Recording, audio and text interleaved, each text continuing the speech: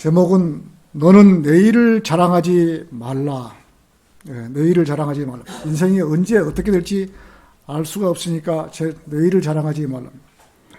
철로 역정의 주인공이신 존 버년이 혼신을 다해서 설교를 마치고 강단에서 내려왔을 때 몇 사람의 회중이 인사하러 와서 정말 감동적인 설교였다며 칭찬을 했던 것입니다.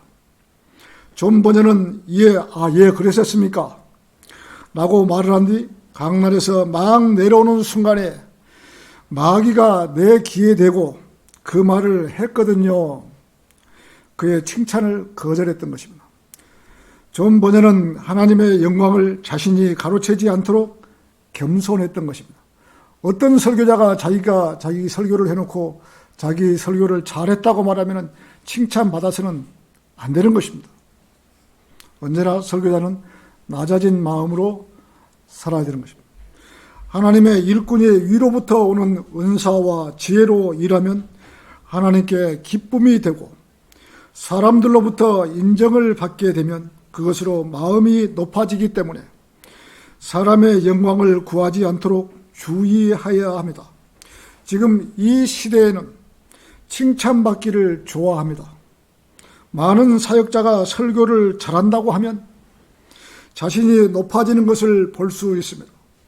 설교자는 겸손해야 하며 마치 자기가 설교를 잘해서 그러는 줄 알고 착각을 하면 곤란한 것입니다. 오직 하나님께서 주신 지혜로 설교를 했을 뿐입니다 라고 말해서 무익한 종이 해야 할 일을 했을 뿐입니다 라고 고백하는 것이 설교자입니다. 우리 주님께서도 사람들로부터 영광을 받지 않으셨는데 하물며 그분의 종들이 사람의 영광을 받으려고 한 것도 있을 수 없는 일이 될 것입니다. 사도 바울도 사람들을 자랑하지 말라고 당부를 했습니다. 그럼에도 하나님을 섬긴다고 하는 사역자가 자신을 자랑한다면 그것은 육신을 과시하는 타락한 아담의 본성인 것입니다. 투로와 시돈 사람들에게 신의 음성이라고 찬사를 받고 우쭐했던 헤롯은 어떻게 되었는가? 하나님께서 그를 즉시로 처벌하셨습니다. 우리 사도행전 12장 20절에서 한번 보시겠습니다. 사도행전 12장.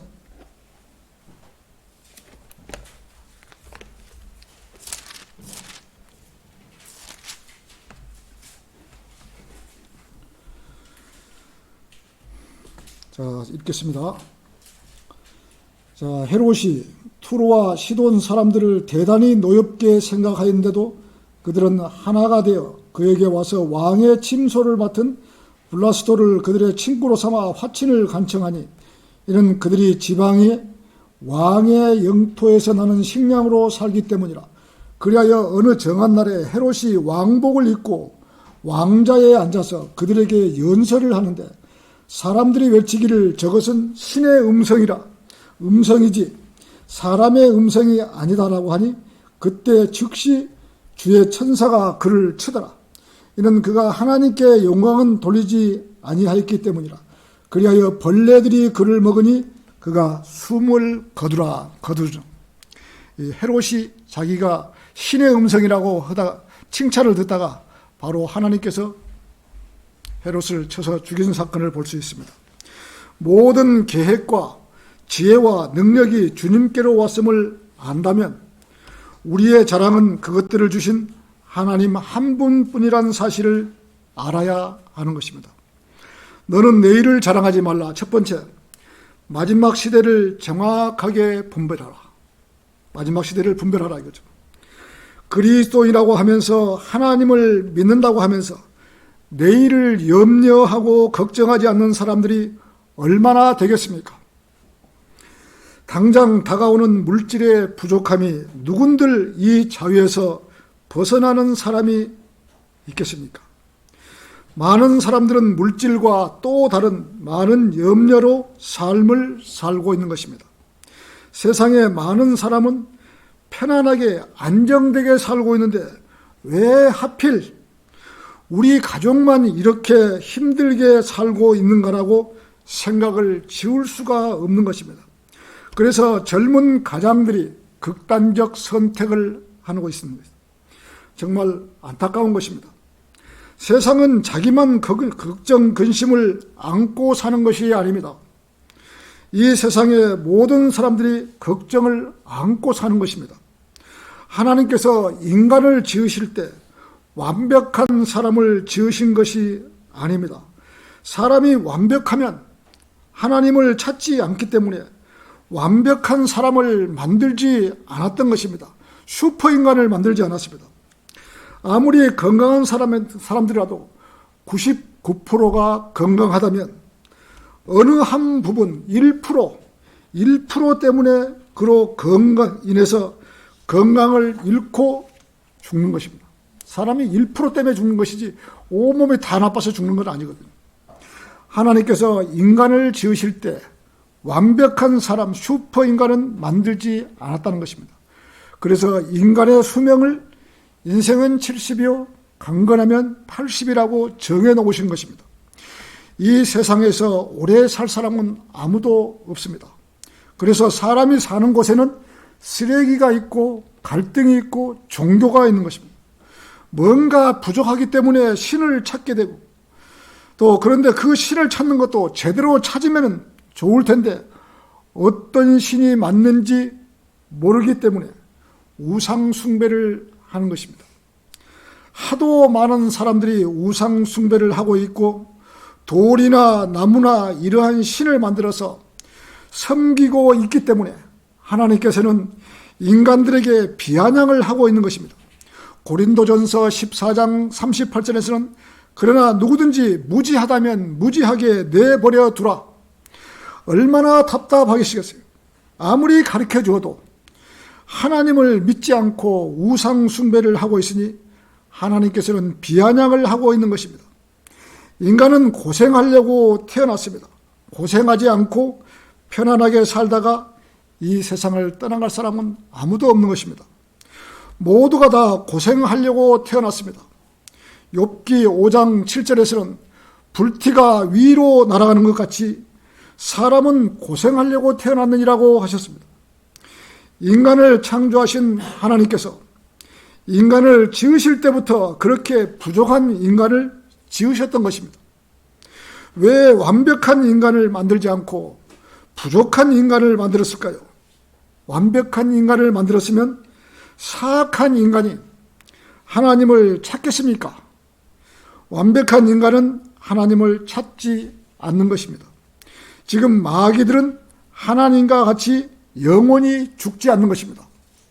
지금 우리 사람도 우리도 제가 이 혼이 밖으로 나오면 이 혼은 영원히 죽지 않고 영원 무궁토록 살아가는 것입니다. 이 육신은 흙을 먹었기 때문에 흙에서 나는 걸 먹었기 때문에 흙으로 돌려줘야 되지만 우리의 혼, 여러분과 똑같이 생긴 혼은 이 혼이 영원히 죽지 않는 것입니다. 그렇기 때문에 하나님을 대적하고 하나님을 조롱하고 있는 것입니다. 만일 인간이 선악과도 먹고 영생과도 따서 먹었다면 영원히 죽지 않고 하나님을 대적하면서 하나님을 조롱하면서 살아갈 것이 뻔한 일이 될 것입니다. 그렇기 때문에 하나님께서는 인간의 수명을 제한시키고 하나님을 찾게 했던 것입니다. 우리 사도행전 17장 26절을 한번 찾아보시죠. 뒤로 좀 넘겨서 17장 26절에서 27절.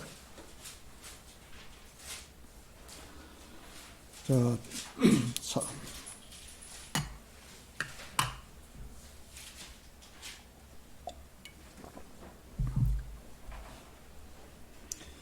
26절에서 27절입니다.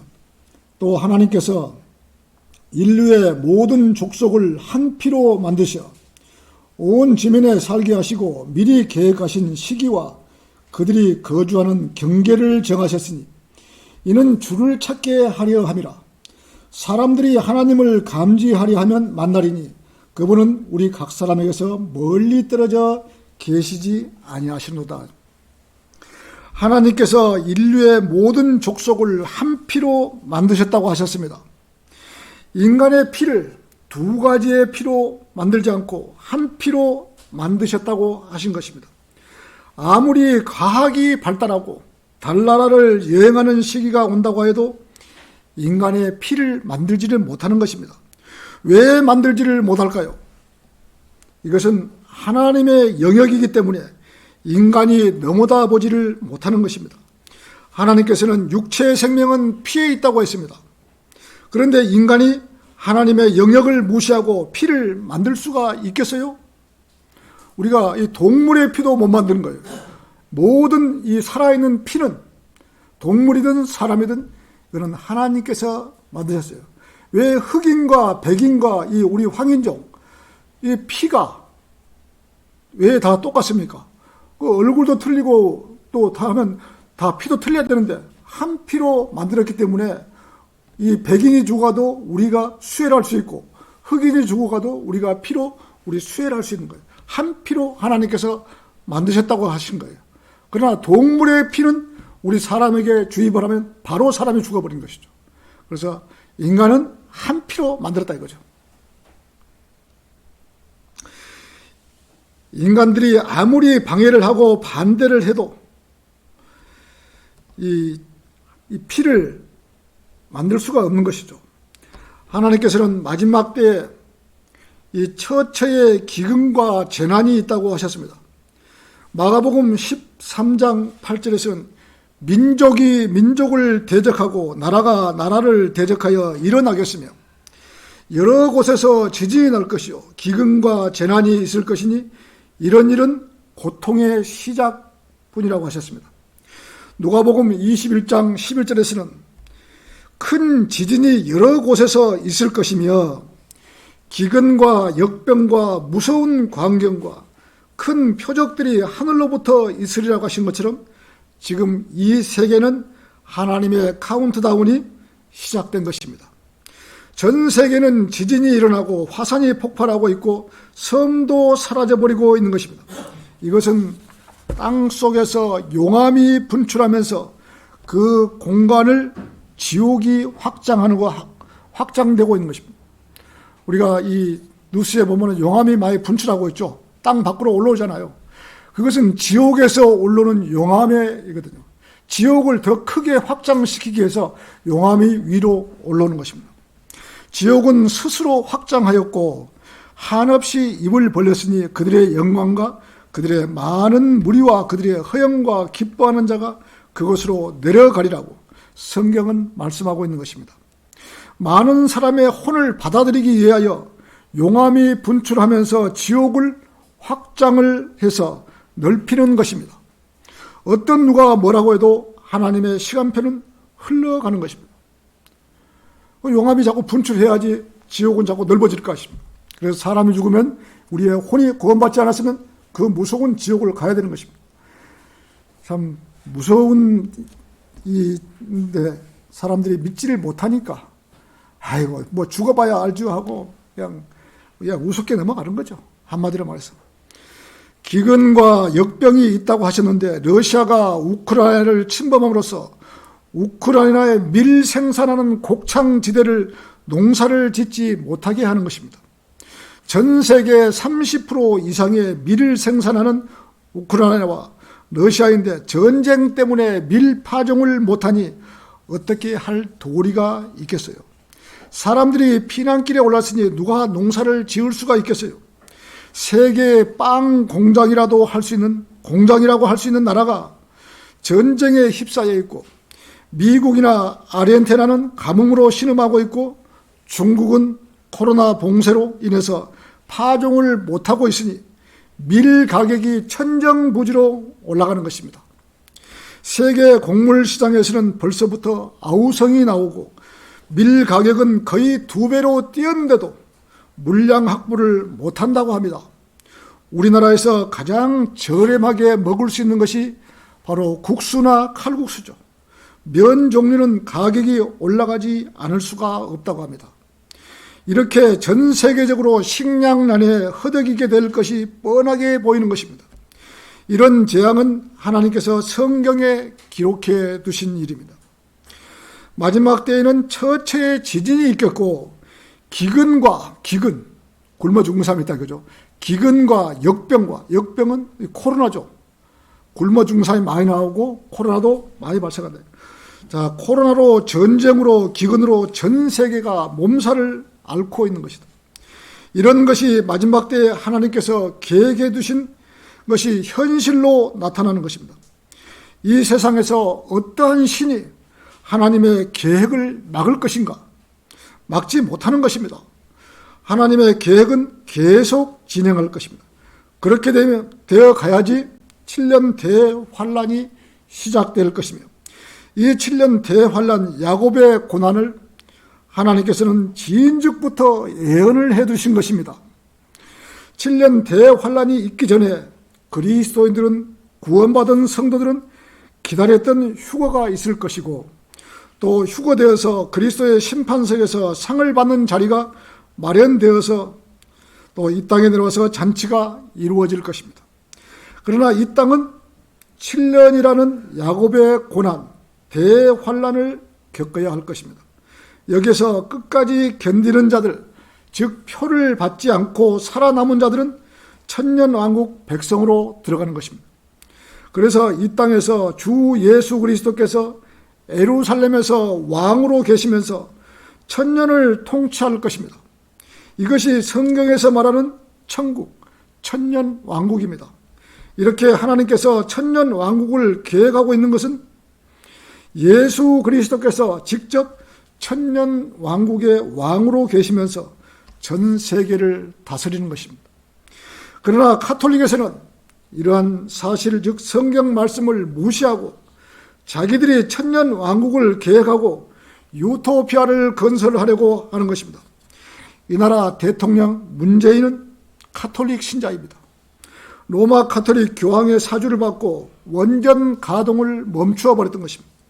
교황은 전 세계적으로 위험한 원전을 모두 다 없애버리려고 우리나라부터 손을 댄 것입니다. 안타깝게도 문재인 대통령은 교황의 룰에 따라서 원전 폐기를 하려고 했던 것입니다. 전 세계적으로 원전이라고 하면 한국의 기술력이 거의 독차지할 정도로 기술력이 뛰어났습니다. 원전 폐기를 하니 그 뒤에서 일하고 생산하는 공장들이 문을 닫아버려서 기술력이 떨어지게 된 것입니다.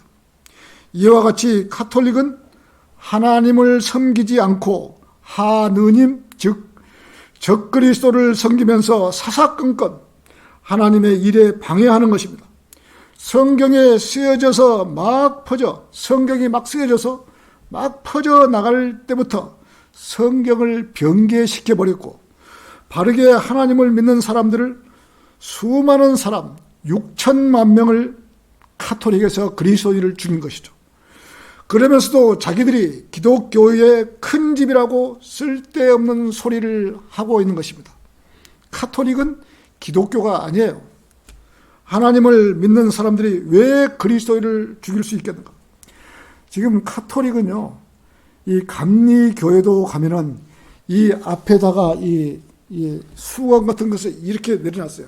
P자에다가 X자 딱 쓴, 이게 가톨릭 표시예요. 감리교회는 이미 가톨릭화 되어버렸어요. 모든 것이 지금 장로교나 모든 교회가 가톨릭이 되어서 지금 전 세계가 하나로 가고 있는 것입니다. 성경대로 믿는 사람들만이 가톨릭의 반가톨릭이에요. 가톨릭을 대적하는 거예요. 그 외의 교회들은 다 가톨릭과 하나가 돼서 지금 가톨릭 교황을 섬기고 가는 거예요. 그것이 바로 적그리스도를 섬기기 위해서 가톨릭이 가는 거예요. 성경대로 믿는 사람들만 오직 반가톨릭, 가톨릭을 대적한다 이거죠. 왜 가톨릭이 기독교라면 이 6천만 명을 기독교인들을 죽였습니까? 불로 화형시키고 벨벨수로 사람을 포로떠 죽이고 왜 시켰습니까? 가톨릭이 잘못됐으니까 이 그리스도인들을 죽인 것이죠. 그 가톨릭의 박해를 피해서 수많은 사람들이 이렇게 박해를 받고 지금까지 이 성경대로 맥을 이어 내려온 사람들이 있어요. 제가 누누이 이야기했지만 도나티스트, 몬타니스트, 네스토리안, 이런 사람들이 성경대로 쭉 지금 맥을 지금까지 이어오고 있는 것입니다. 우리는 카톨릭을 믿지는 못한 것이죠. 자, 한국의 기술력이 거의 독차지할 정도로 기술력이 뛰어났는데 원전 폐기를 하니 그 뒤에서 일하고 생산한 공장들이 문을 닫아버려서 기술력이 이렇게 떨어져 버린 것이죠. 이와 같이 카톨릭은 하나님을 섬기지 않고 있는 것입니다. 자, 하나님을 믿는 사람들이 왜 그리스도인을 죽일 수 있겠는가? 이상하지 않는가? 카톨릭은 하나님을 믿는 것이 아닙니다. 속지 말아야 합니다. 여러분들도 카톨릭이라 하면 절대로 점수를 줘서는 안 되는 것입니다. 자기들만의 유토피아를 건설하려고 저렇게도 애를 쓰고 있고 기후변환이 뭐니 하면서 전 세계를 자기들 손아귀에 넣으려고 하고 있는 것입니다. 여기에 우리나라 문재인 대통령 속아 넘어가서 교황의 말을 듣고 원전 폐쇄를 했다. 막바지 임기가 끝날 때가 되자 자기가 했던 일이 잘못했다는 것을 알고 슬며시 원전 가동을 하라고 했던 것입니다. 지금 5년 동안에 이 카톨릭 신부들이 뒤에서 마쿠적으로 가장 힘을 썼던 사람들이 이 카톨릭 신부들이에요. 제가 아는 거기에 있을 때 이 대구 방송에 가서 방송도 하고 매번 그랬거든요. 카톨릭 신부들이 전부 지시를 해가지고 우리 칼기 떨어진 인도네시아 떨어진 그 자리에 가서 사진까지 다 찍어오고 그랬어요. 카톨릭에서. 이렇게 했다고 칼기 빠진 곳에 가서 지금 새삼스럽게 얼마나 시간이 넘었는데 그 카톨릭에서 다 사진까지 제 옆에서 인터뷰하는 것도 다 들었어요. 카톨릭 신부들이 나와서 신부들이 조정을 받고 대구 MBC에서 나가고 사진까지 다 찍어 그랬거든요. 이 카톨릭 신부들이 마쿠 세력에서 뒤에서 조정을 다 한 거예요. 5년 동안. 자, 한 사람의 대통령이 카톨릭 교황의 쓸데없는 코치에 휘말려서 나라의 경제를 엉망으로 만들어버렸고 국민을 도탄에 빠뜨렸죠. 하나님께서는 인간을 한 피로 만드시어 온 지면에 살게 하시고 미리 계획하신 시기와 그들이 거주하는 경계를 정하셨다고 하셨습니다. 국가와 국가 사이의 경계를 하나님께서 정하신 것입니다. 하나님께서 국가와 국가의 경계를 그 이유는 줄을 찾게 하려 함이라고 줄을 찾게 하려고 국가 사이의 경계를 정해 놓으셨는데 러시아 푸틴은 우크라이나를 삼키려고 전쟁을 일으킨 것입니다. 러시아와 우크라이나는 카톨릭 국가예요. 두 나라 다 카톨릭 국가예요. 러시아 정교회를 믿고 있습니다. 러시아 정교회를 믿고 있습니다. 같은 카톨릭을 믿고 있으면서도 전쟁을 치르는 것입니다. 21세기를 살아가는 사람들이 남의 나라를 삼키려고 전쟁을 일으킨 것입니다. 이것은 푸틴 스스로가 하는 것이 아니라 마귀의 사주를 받고 전쟁을 일으킨 것입니다. 그로 인해서 전 세계가 기근에 휩싸이게 될 것입니다. 이미 식량 전쟁은 들어가기 시작한 것입니다. 식량 전쟁은. 가장 중요한 문제는 이 거들떠보지도 않는 것이죠. 사람들이. 하나님께서는 주를 찾게 하려고 하는데 하나님을 찾기는커녕 우상 숭배만 하고 있는 것입니다. 우리는 카톨릭이나 모슬렘이나 히잡을 쓰고 다니는 사람이나 절간에서 목탁이나 두드리는 사람들 어떤 종교에도 점수를 주어서는 안 되는 것입니다. 이 세상에서 하나님 말고는 어떠한 신도 인정하지 말아야 되는 것입니다. 그리스도인. 세상 사람들이 볼 때는 종교를 불교를 욕하면은 욕한다고 말을 하죠. 그러나 거기는 신이 없어요. 신이 아니고 아무것도 아니에요. 사람들이 몰라서 그런 거예요. 이사야 44장 6절에서는 하나님께서는 나 외에 다른 하나님은 없느니라고 하셨고 나 외에 다른 하나님께서 명령을 해놓으신 거예요. 이사야 44장 8절에서는 너희는 두려워 말고 무서워 말라. 지금 그리스도인들에게 너희는 두려워하고 무서워 말라. 내가 그때로부터 너에게 말하며 선포하지 않았더냐. 너희가 곧 나의 증인들이라. 나 외에 하나님이 있더냐. 하나님께서 선포를 나 외에 하나님이 있더냐? 없어요. 아무것도 없어요. 정녕 다른 하나님은 없나니 나는 아무도 알지 못하노라. 하나님께서 알지 못하노라고요. 이 우주 만물에 하나님 외에 다른 신은 없다고 하나님께서 선포를 해두신 것입니다. 그런데도 사람들은 하나님을 찾지 않고 우상이나 섬기고 있는 것입니다. 하나님께서는 십계명에도 나 외에 다른 신을 섬기지 말라고 해요. 십계명 중에서도 나 외에 다른 신을 섬기지 말라고. 그런데 가톨릭에서는 마리아를 섬기고 있는 것입니다. 이렇게 사람들은 우상 숭배를 하고 있는 것입니다. 적그리스도의 출현을 예비하기 위해서 우상을 섬기는 것입니다. 적그리스도는 대환란 때 자기가 예루살렘 성전에 앉아서 자기가 하나님이라고 선포할 것입니다. 세상 사람들이 이렇게 종교에 심취하고 빠져 있는 것은 마귀의 장난에 놀아나고 있는 것입니다. 우리나라 대통령을 했던 박근혜도 이 무당인 최순실, 이러한 사람들에게 놀아나서 청와대가 무당들 구판이 되어버렸던 적이 있습니다. 결국에는 세모의 이 세월호가 뒤집히는 일까지 일어나서 수많은 학생들이 죽음에 내몰렸던 것입니다.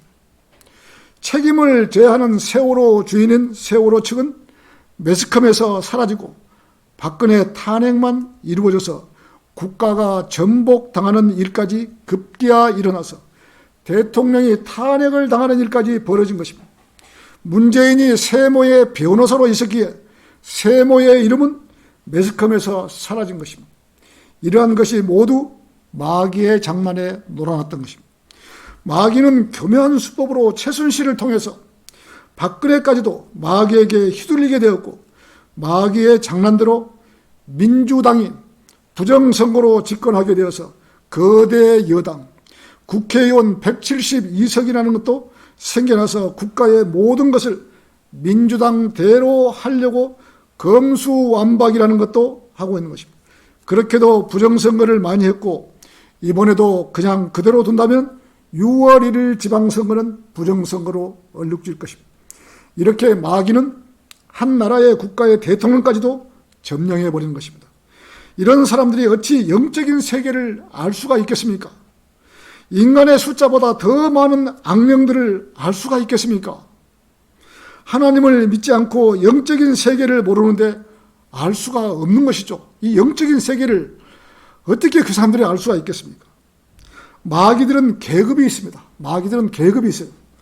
에베소서 6장 12절에서는 이러한 일이 이는 우리의 싸움이 혈과 육에 대항하는 것이 아니라 정사들과 권세들과 어둠의 주관자들과 이 세상의 어둠의 주관자들과 높은 곳에 있는 영적 악에 대항하는 것이기 때문이라고 말하는 것입니다. 사람들이 거주하고 있고 문화수준이 그래도 높은 동네에서는 무당들이 판을 치지 못합니다.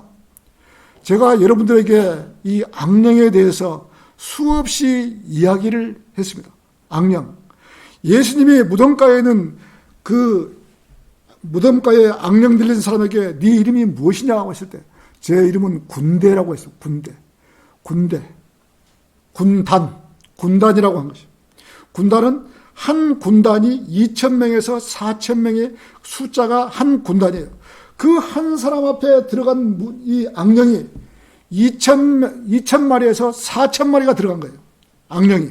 그 한 사람한테가. 그 정도 이 악령들은 인간의 몸에 어떻게 해서라도 들어오려고 가진 애를 쓰는 거예요.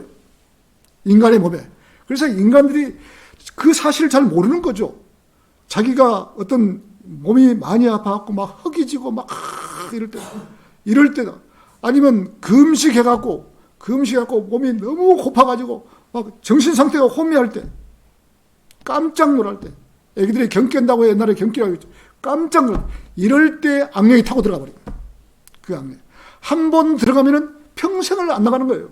평생을. 자기 이 사람 머리에서 다리를 틀고 집을 짓고 안 나가는 거예요. 한 번 들어오면. 그래서 오살리 기도원에 가서 미친 사람들이 많이 나오는 거예요. 오살리 기도원. 금식해 하고, 기도하고, 불 달라고, 그런 일을 하다가, 며칠 전에 제가 그 유튜브를 한번 어쩌다 딱 보는데, 이 강남 금식 기도원, 기도원인데 막, 춤추고, 그런 걸 하고. 그럴 때 이 악령이 사람을 타고 들어가는 거예요. 사람들이 몰라요. 악령이 뭔가도 몰라. 악령의 기원도 모르고 악령이 어디서 생기는 건가 모르는 거예요. 그 악령을 조심해야 되는 거예요. 한 번 들어가면은 나오지를 않는 거예요. 이 악령은 평생을 고생하고 살아야 됩니다. 평생을 사람 대우를 못 받고 어디 직장도 못 가고 정상적인 사람인데 1% 미친 사람과 2% 미친 사람과 5% 미친 사람과 미친 사람이 정도가 있는 거예요. 그 사람한테 한 마리가 들었냐 두 마리가 들었냐, 얼마나 이렇게 미친 사람이 좀 조현병, 조울증 이런 병이 사람이 이 미친 사람들 이 악령들이 들어가서 그런 거예요. 악령은 인간의 몸을 자기들이 몸이 없기 때문에 인간의 몸을 타고 들어오려고 예를 쓰고 있는 것이 바로 악령. 조심해야 되는 것입니다. 자, 그러나 이 수준이 낮은 동네에서는 무당들이 판을 치고 있습니다. 수준이 특히나 이 천안 지역 같은 데는 수준이 낮기 때문에 이 무당들, 점집들 이런 데가 많이 있어요. 이 천안 지역에는 무당들이 점집을 하면서 판을 치고 있는 것입니다. 이 동네만 해도 수준이 낮기 때문에 무당들이 많이 있는 것입니다. 그러면서 사람들을 유혹하고 있으며 악령들은 지난 과거는 정확하게 맞춥니다. 악령들은 지난 과거를. 그러나 미래는 맞출 수가 없는 것입니다. 이런 마귀들이 예수님을 하나님의 아들이라고 알아보기도 했습니다. 예수님을 저분이 하나님의 아들이라고.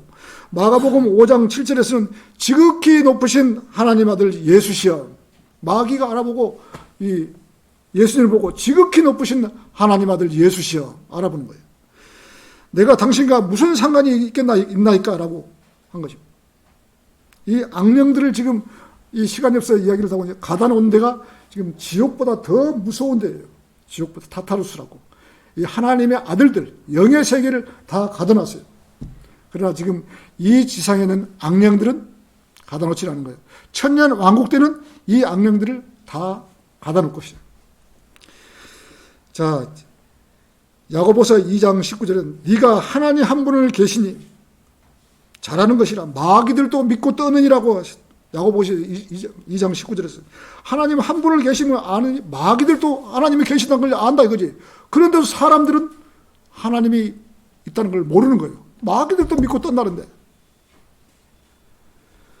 자, 이런 마귀들에게 속아서 청와대도 마귀에게 점령당해서 파토가 났는데 새 정부 관료라고 뽑아놓은 국무총리라고 하는 자의 아내가 강남 유명 점집을 드나든다는 소리와 주변 관료 부인들에게 남편의 출세를 위해서 점집에 가서 점을 보라는 내용과 대통령 당선자와 그의 부인의 이 무속과 주술 관련성으로 인해 지금 윤석열 이 마누라도 저 아내도 한동안 주술 때문에 국가적으로 많은 혼란이 생겼잖아요. 점집에 가고 그런다고. 이 총리 부인까지 보이지 않는 정신세계에 심취해 있다면 심각한 사항이 아닐 수가 없다고 신문에 공고를 한 것입니다. 우리나라 사람들의 영적인 수준이 이 정도밖에 되지 않는 것입니다.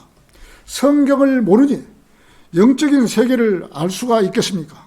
한낱 가소로운 무당들 점집에 가서 국회의원이나 당선이나 될지 안 될지 묻는 그러한 정치인들이나 관료들 한심스럽기 짝이 없는 것입니다.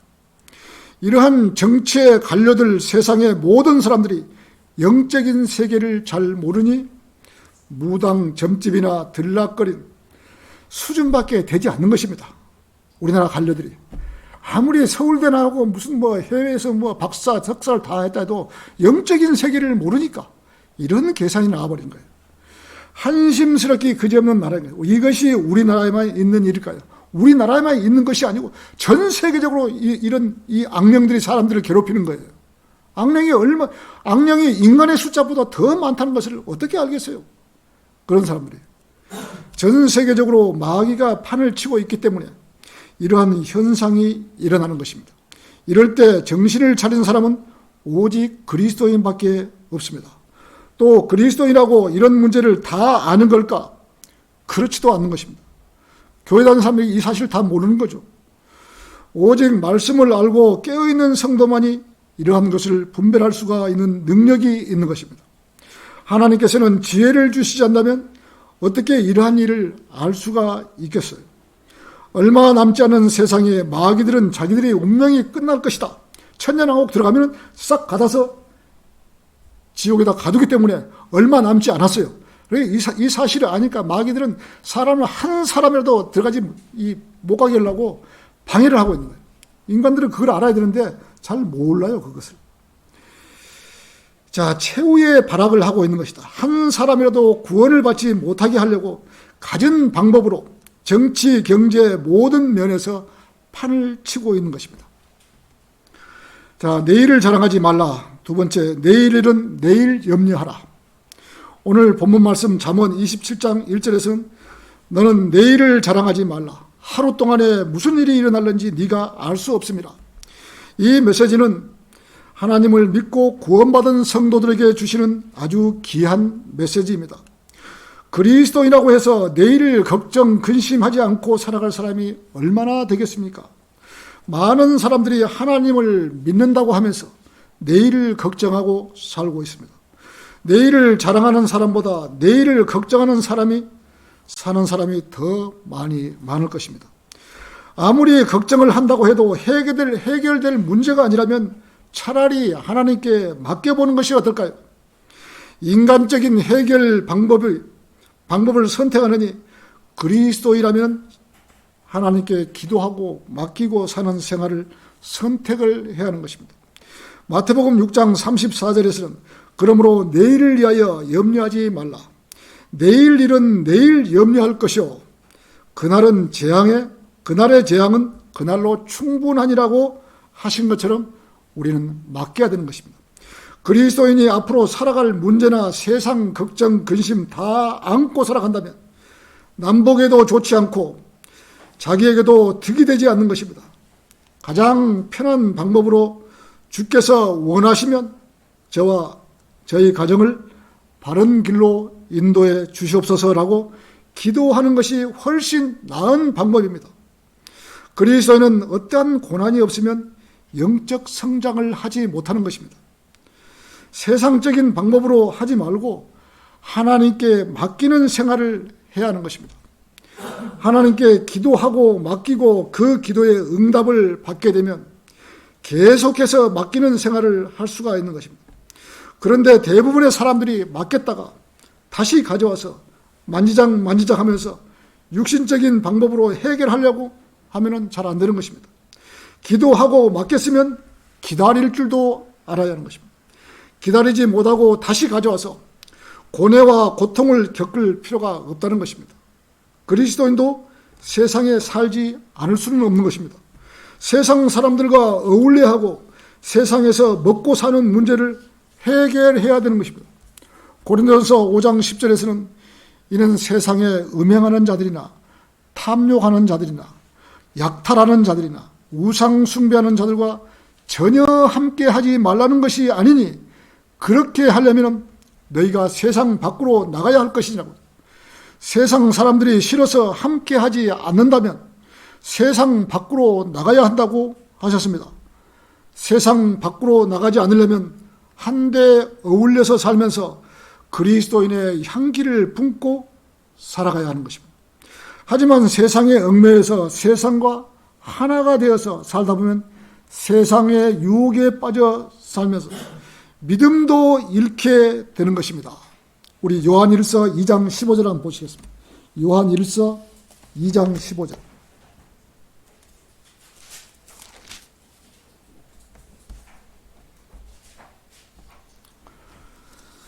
자, 찾으셨습니까?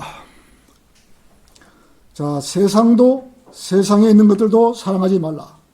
누구든지 세상을 사랑하면 아버지를 사랑함이 그 안에 있지 아니하니 이는 세상에 있는 모든 것이 육신의 정욕과 안목의 정욕과 생의 자랑이요 아버지께 속한 것이 아니라 세상에 속한 것이기 때문에 세상도 세상의 정욕도 사라지지만 하나님의 뜻을 행하는 자는 영원히 그 안에 있라고.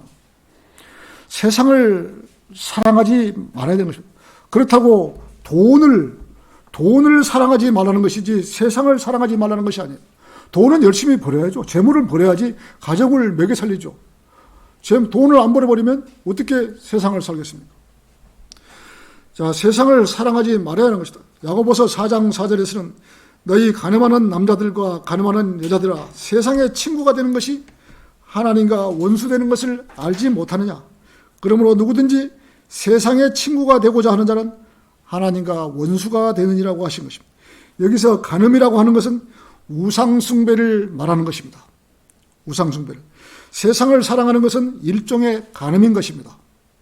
그리스도인이 세상에서 재물이 많이 있다면 좋은 것입니다. 재물이 많이 있으면 좋은 것이죠. 그리스도인이라고 해서 가난하게 살 필요는 없는 것입니다. 그리스도인이라고 매일 가난하게 살면 되겠습니까? 부자로 살아야죠. 잘 살면 얼마나 좋은가. 그런데 그 부를 가지고 하나님의 사역을 위해서 쓰면 그것같이 좋은 것이 없는데, 먹고 노는 데 쓴다면 그것도 하나님께 죄를 짓는 것입니다. 하나님께서 부유하게 해주셨는데 하나님을 잊어버리고 유흥비와 온갖 쓸데없는 일에 분망한다면 그리스도의 심판석에서 하나님의 불꽃 같은 눈을 마주쳐야 하는 것입니다. 남들은 영적 전쟁에서 화약 냄새를 풍기면서 전쟁터에서 복음을 전하려고 예를 쓰고 있는데, 자기는 재물을 많이 가졌다는 이유로 전쟁터에 나가지 않고 가장 편안하게 물질을 쓰면서 구원받았으니 라고 하면서 배짱이 마냥 먹고 논다면 누가 뭐라고 할 사람이 있겠어요? 아무도 없는 것이죠. 자기의 재물을 가지고 자기가 그렇게 하고 있으니 세상에서야 어쩔 수 없는 것입니다. 세상 살 동안에는 내가 아무리 부자, 재물이 많은 거 했다고 해도 내 마음대로 하는 거니까 누가 뭐라 할 사람이 없겠죠. 그러나 그 부를 가졌다는 것이 하나님을 위해서 사용하지 않는다면 그 부도 이 세상을 떠날 때면 다 놔두고 가야 되는 것입니다. 놔두고 갈 바에야 차라리 하나님의 사역을 위해서 쓴다면 얼마나 좋은 일이 되겠습니까? 그런데 재물을 많이 가진 자들은 재물이 자기의 생명줄이나 마찬가지이기 때문에 그 재물을 놓지 못하는 것입니다. 재물을 적게 가진 자는 또 재물을 얻기 위해서 가진 방법으로 연구하고 부유하게 되고자 노력하는 것입니다. 세상 순리에 따라서 살지 않고 하루아침에 재물을 많이 가지려고 한다면 그것도 문제가 되는 것입니다. 투기를 해야 되고 위험한 장사를 해야 하기 때문에 조심을 해야 하는 것입니다. 디모데전서 6장 9절에서는 그러나 부유하게 되고자 하는 자들은 유혹과 올무와 어리석고 해로운 정욕에 빠지는 자들입니다. 자, 사람들이 파멸과 멸망에 빠지게 한다고 했습니다. 세상에서 아무리 좋은 계획, 재물을 가질 수 있는 계획으로 장밋빛으로 꾸미고 계획한다고 하지만 하나님께서는 다 알고 계시는 것입니다. 나의 미래를 하나님께서는 다 알고 계시는 거예요. 물질을 주면은 하나님을 배교할 사람과 물질을 주면은 하나님을 위해서 쓸 사람을 하나님께서 미리 알고 계신다는 것입니다. 온전히 하나님을 위해서 헌신하지 않는다면 아무리 많은 재물을 가지고 있다고 해도 하나님의 사역은 별 도움이 되지 않는 것입니다. 야고보서 4장 13절에서는 이제 오라, 오늘이나 내일 우리가 어느 성읍으로 가서 1년쯤 지내며 사고 팔아 수익을 올리리라고 하는 자들이여, 너희가 내일 일을 알지 못하나니 너희 생명이 무엇이냐? 잠깐 보이다가 사라지는 안개니라고 하나님께서 말씀하신 것입니다. 오래 사는 것 같아도 인생이 오래 살지 못한, 이 세상에서 100년, 1000년, 만년 살 것 같지만 그렇지 못하는 것입니다. 저도 군대 생활 20년, 군대 생활할 때 정말 포부도 있었고 세상에 나가서 돈도 많이 벌고 싶고 욕심도 대단했죠. 근데 벌써 나이가 일이 돼버렸어요. 여러분이라도 마찬가지죠. 인생은 오래 살지 못하는 것입니다. 세상에서 아무리 많은 재물을 가졌어도 이 세상을 떠날 때는 무용지물이라는 것을 알아야 하는 것입니다. 오늘 저녁이라도 일이 올라오너라 한다면 여기에 남아있는 재물과 모든 갖가지 좋은 것이 누구의 것이 되겠느냐? 이 물음에 답해야 하는 것입니다. 더운 여름날 거리 설교자들이 땀을 흘리고 말씀을 전하는데 그 옆을 지나면서 냉수 한 병이라도 전해주었으면 좋으련만 돈이 아까워서 주지 못했다면 후회하는 일만 남는 것입니다. 하나님께서 인간에게 잠깐 왔다가 사라지는 안개라고 했다면 우리는 번복할 수 없는 것입니다. 그야말로 인생은 잠깐 왔다가 사라지는 안개인 것입니다. 자기 생활에 만족하는 법을 배워야 합니다. 없으면 없는 대로, 있으면 있는 대로. 재물은 하나님께서 주셨지만 아무것도 아닌 것이다. 오히려 재물이 많이 있으므로 믿음의 걸림돌이 된다면 차라리 적게 가지는 편이 낫고 하나님을 절대적으로 믿고 살아가는 것이 훨씬 나은 것입니다. 인간은 5분 후를 모르는 것이기에 어떻게 될지 아는 사람이 있겠습니까? 아무도 없습니다. 그래서 이 짧은 인생을 살면서 하나님만을 최우선적으로 믿고 살아간다면 그것처럼 좋은 것이 있겠어요? 우리는 내일을 자랑하지 말아야 합니다. 사람이 장래에 어떻게 살 것인가를 계획을 세우지 않을 수는 없습니다. 앞으로 내가 어떤 일을 이렇게 하겠다. 계획은 안 세울 수는 없죠. 그러나 그 계획이 하나님을 기쁘시게 하는 일이라면 그 계획은 좋은 것입니다. 나는 어느 지역에서 매일 거리 설교를 하고 혼을 이겨오는 장소를 선택해서 하나님의 일을 한다고 하면 얼마나 좋은 일입니다. 그렇지만 그 일도 하나님께서 허락하셔야만이 할 수 있는 것입니다. 모든 것이 하나님의 손아래에 있는 것을 알아야 하고 하나님께서 허락하시는 범위 안에서 살아가야 하는 것입니다. 오늘이라도 하나님께서 그만 수고하고 일이 올라오느라 한다면 모든 짐을 내려놓고 가야 하는 것입니다.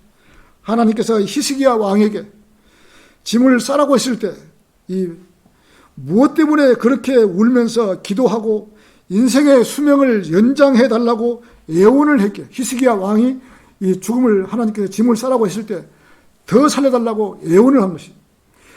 자, 하나님께서 히스기야 왕에게 15년의 이 시간을 연장을 해주는 거예요. 연장을 해주니까 세상에서 가장 사악한 므낫세 왕을 낳아버렸던 것이죠. 자, 이 므낫세를 낳아서 이스라엘이 공경에 처한 것입니다. 그냥 살 만큼 살았으면 후회하지 말아야 하는데 더 살고 싶은 마음에서 더 살게 해달라고 함으로써 더 힘든 일이 되어버렸던 거예요. 히스기야 왕이 그렇게 하지 말았어야 하는 것입니다. 가장 악한 왕을 낳아버린 거예요. 자, 오늘 결론을 맺겠습니다. 사람이 재물이 없다고 걱정할 필요는 없습니다. 재물을 많이 가졌다고 교만해질 필요도 없습니다. 하나님께서 인간의 수명을 손바닥 넓이만큼 주셨으니 사는 날 동안에 하나님을 가장 잘 믿고 헌신하는 것이 가장 잘하는 것입니다. 인생이 내일 일을 아무리 자랑한다고 해도 하루에 밥을 10끼를 먹을 수는 없습니다. 그렇지 못하는 것이 인생인 것입니다. 아무리 내일을 자랑해 보아야 잠깐 왔다가 사라지는 안개와 같은 것이 인생이 뭐가 달라질 수가 있겠습니까? 이 짧은 인생이 가장 잘 살았다고 하는 것은 주어진 대로 살면서 욕심 부리지 말고 하나님을 최우선적으로 섬기고 하나님의 명령에 순종하면서 말씀을 전하면서 우리의 이름을 호명하시는 그 순간까지 최선을 다해서 살아가는 성도가 가장 잘 살았다고 하는 성도일 것입니다. 우리는 후회하지 않는 경주를 해야 합니다. 세상이라는 경주장에서 열심히 경주를 하다가 우리 주님께서 그만해라 하는 순간까지 우리가 하다가 가면 되는 것입니다. 설교를 마치겠습니다.